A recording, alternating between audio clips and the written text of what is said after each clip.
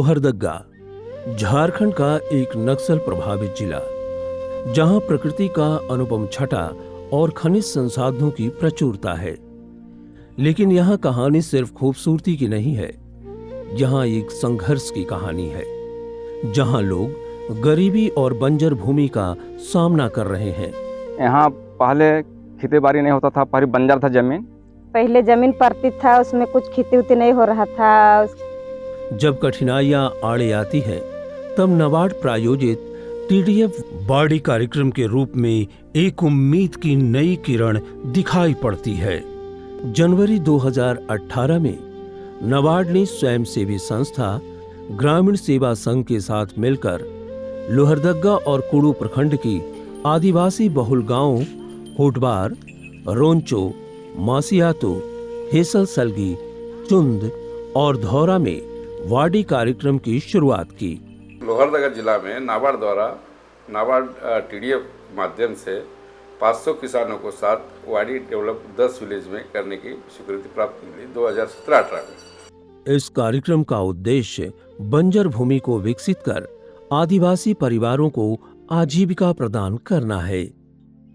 वाड़ी कार्यक्रम के तहत ग्रामीण सेवा संघ ने वाड़ी के लिए चयनित गांवों में एक पहल शुरू की, जो किसानों को उनकी बंजर जमीन का सही उपयोग करने की दिशा में प्रशिक्षित करता है।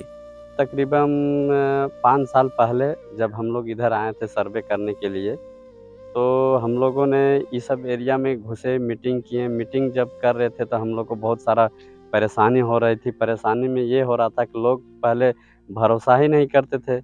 लोग को दिमाग में ये गया था कि अगर हम लोग का ज़मीन जो है ठग के लोग आम लगाने के बहाना से ज़मीन को हड़प लेगा, इस तरह का चल रहा था। तो हम लोग मीटिंग करते गए, हर गांव में लोगों को समझाएं।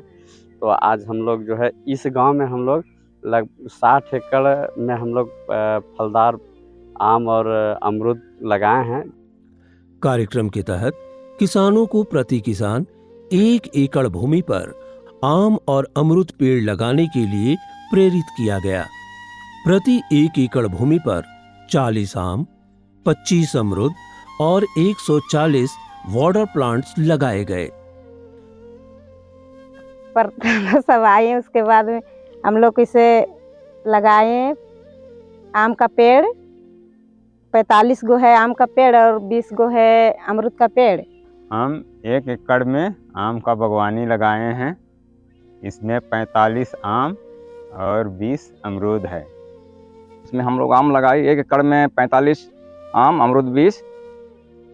ये सिर्फ पौधारोपण की प्रक्रिया नहीं थी।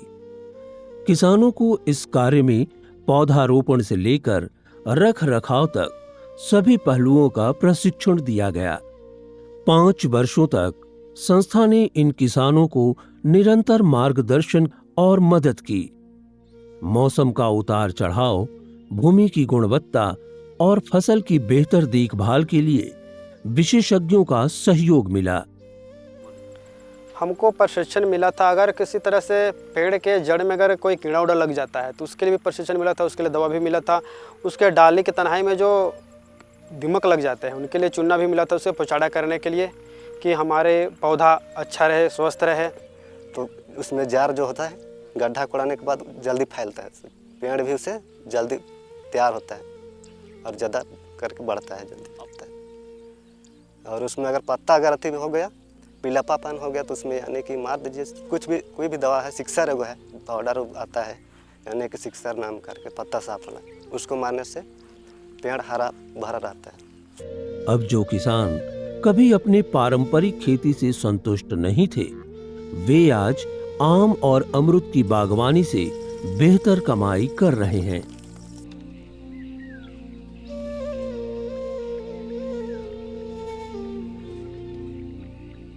आम से पैसा कमाते हैं, फिर खेती बाड़ी भी करते हैं, गर्मी खेती, उससे भी पैसा कमाते हैं। पहले खेती नहीं होता था, खाली बरसाती खेती करते थे। एक बार मकई लगाते थे, मड़ुआ लगाते थे। इसमें अभी हम लोग आम बेच के अच्छा बेनिफिट कर रहे हैं, रुपया पैसा कमा रहे हैं। तो नाबार्ड से हम लोग को पेड़ मिला है उस समय से पेड़ के भी फायदा हो रहा है और इधर हम लोग के इनकम भी हो रहा है और खेती भी हो रहा है, पानी की सुविधा भी हो रहा है और जो फल हो रहा है उसको बेच के हम लोग को कुछ प्रॉफिट भी हो रहा है।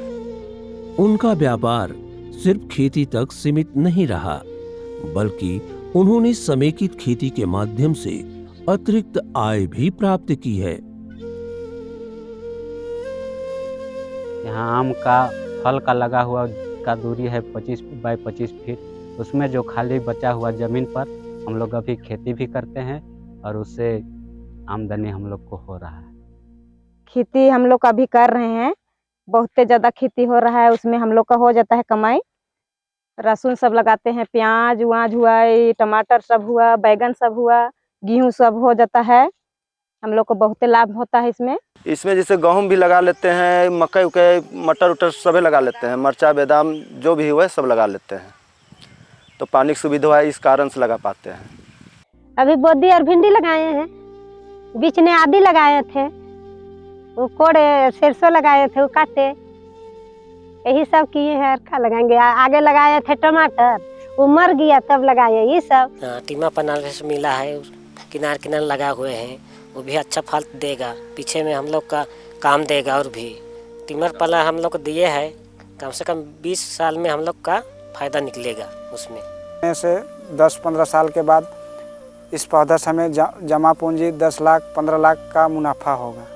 इस प्रकार बाड़ी क्षेत्र में कुल 450 किसान लाभान्वित हुए।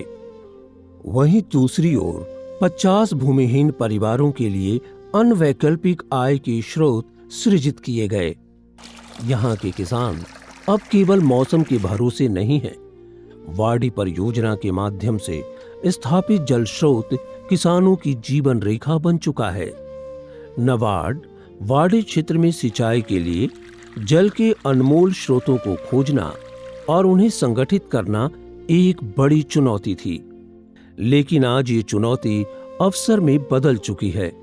वाड़ी क्षेत्र के गांव में कुल 8 डीप बोरेबल एवं एक माइक्रो लिफ्ट एरीगेशन की स्थापना की गई है। क्लस्टर बेस जैसे हमारा वाड़ी के तहत होता है कि 25 से 30 हेक्टेयर एक जगह एकड़ आ जाएगा, तो इरिगेशन की सुविधा में हम लोग आसान किए हैं।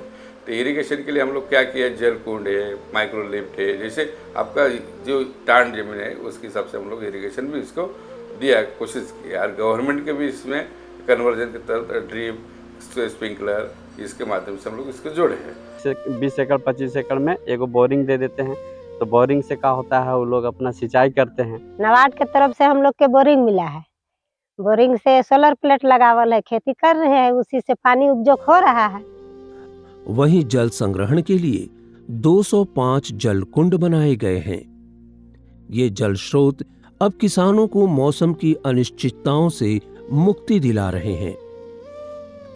तो हम लोग का पहले तो हम लोग एक ही फसल करते थे बरसात भर में, और अभी तो आम पौधा दिया, बागवानी वाला थी दिया, तो हम लोग 12 मास खेती करते हैं। 12 मास खेती करके हम लोग बेच उच के फायदा निकालते हैं।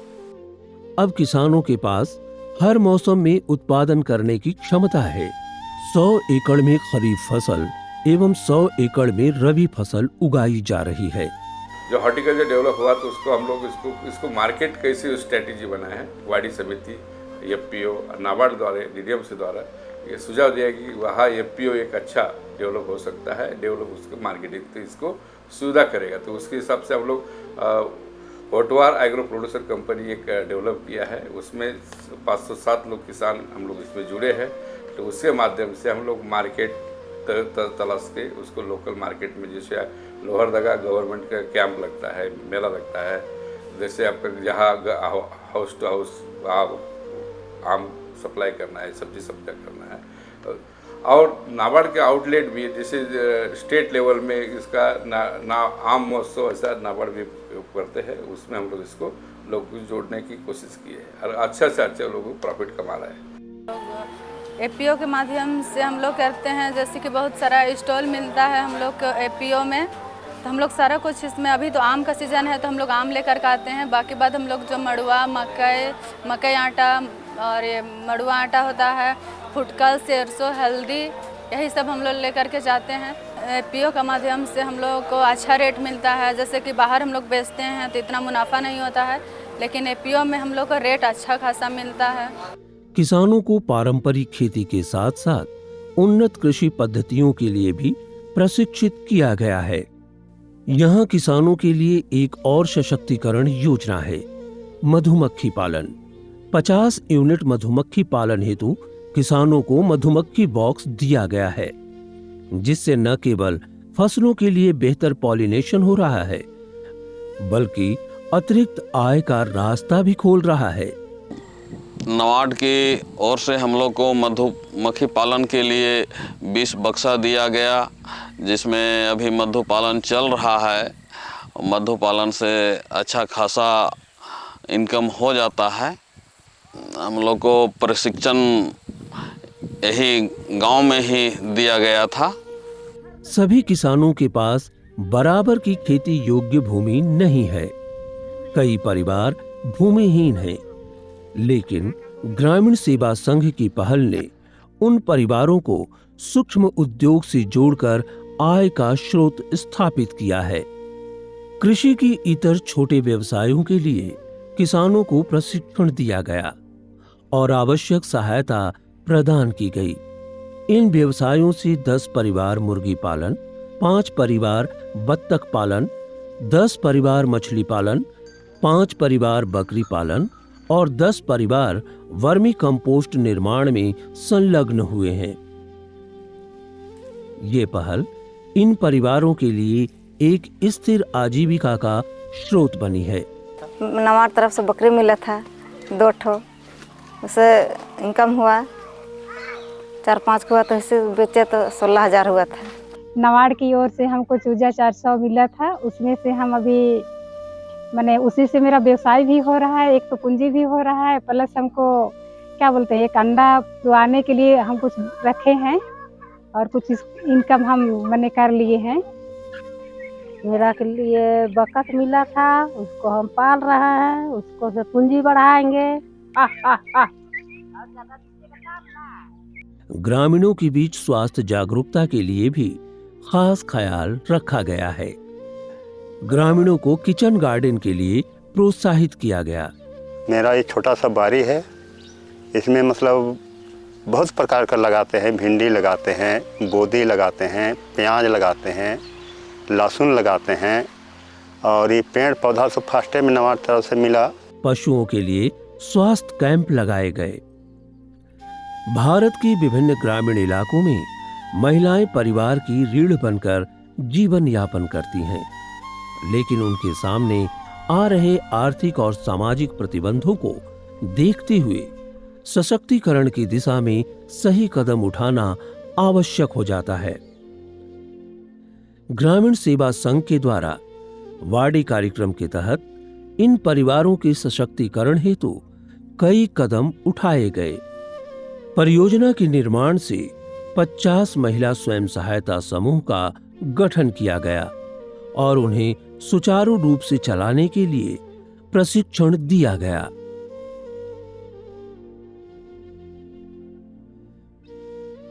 इस गांव में 3 ग्रुप चलता है, लेकिन हमारा ग्रुप का नाम है सरना महिला मंडल। सरना महिला मंडल का हम लेखापाल हैं और उस ग्रुप का सचिव हैं। हम लोग उस ग्रुप में 11 सदस्य हैं और 11 सदस्य हम लोग का अच्छी तरह से चल रहा है। लेन देन भी कर रहे हैं, बचत सूद सब कुछ हम लोग अच्छी तरह से कर रहे हैं। प्लस उसमें है कि बैंक से हम लोग को लोन मिला है, उससे हम लोग कुछ बिजनेस धंधा भी करने के लिए चालू किए हैं। ज़्यादा तो नहीं किए हैं, लेकिन थोड़ा बहुत अभी चालू करने के लिए शुरुआत किए हैं। और लेखापाल लोग का ट्रेनिंग हुआ 2 बार। उसके बाद में महिला मंडल के तरफ से मतलब और कुछ भी ट्रेनिंग होता है, उसमें भी शामिल हुए हैं, ट्रेनिंग करके आए हैं। और सरना महिला मंडल के तहत में नाबार्ड के तरफ से जो ट्रेनिंग मिला था खाद बनाने के लिए, कृषि संबंधी या कृषि के बारे में खेती करने के लिए बताया गया। उसमें हम केचुआ खाद का उपयोग कर रहे हैं और केचुआ खाद बना रहे हैं। और केचुआ मसियातू गांव की तूरी समुदाय की महिलाएं सदियों से बांस की कला में पारंगत रही हैं। ये महिलाएं अपने परिवारों की आजीविका के लिए पारंपरिक बांस से बनी सामग्री तैयार करती हैं, लेकिन पूंजी के अभाव में अपने उत्पादों को बाजार तक पहुंचाने में कई चुनौतियों का सामना करना पड़ता है। मसियातू के 30 महिलाओं को अपनी कारीगरी के विस्तार के लिए पूंजी उपलब्ध कराई गई ताकि वे आवश्यक सामग्री की खरीदारी करें और निर्माण प्रक्रिया को बेहतर बना सकें। पूंजी नहीं रहो से पूंजी देलथो न थी नवाज बट से तले है करे लायक है तपलीक रहो तो मन देलथो।